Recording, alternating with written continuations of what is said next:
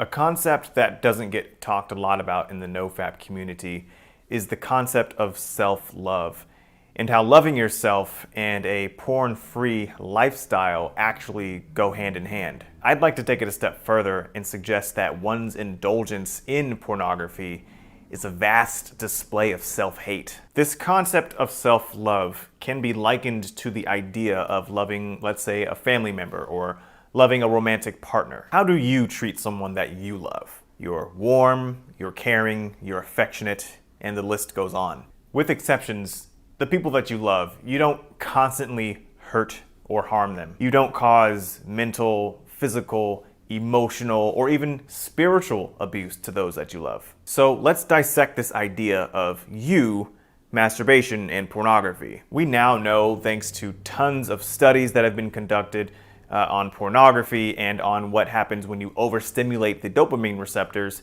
without a shadow of a doubt that pornography has adverse consequences on your mental well-being. These consequences range from erectile dysfunction all the way up to depression. And I'm sure that even you have your own little list of things that you've experienced some adverse consequences to your addiction to pornography. When you strip it down to its most basic form, overindulgence in pornography and in masturbation is nothing short of mental and physical abuse, or self-harm for lack of a better term. There are clear and concise adverse consequences to indulging in pornography, yet this does not stop people, does not stop men and women from engaging in such a toxic behavior. So the question becomes, can you say that you love yourself yet continue to do yourself harm? I recall reading one of Anthony Robbins' books in which he asked the question, and I'm going to paraphrase here, if you truly loved yourself, would you cause yourself harm on a daily basis?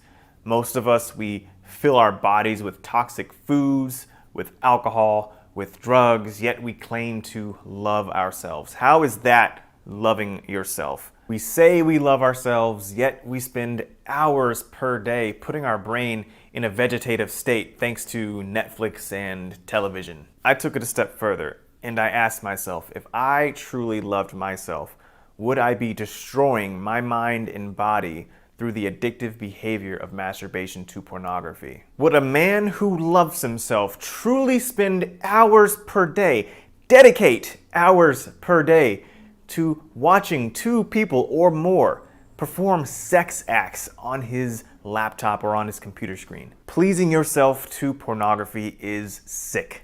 It is vile. It is one of the most inconspicuous forms of self-hate that are out there. And I'm not even going to sugarcoat it.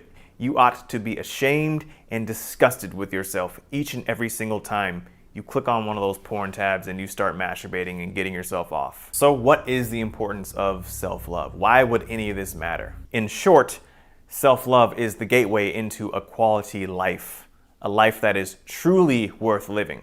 With self-love comes self-respect.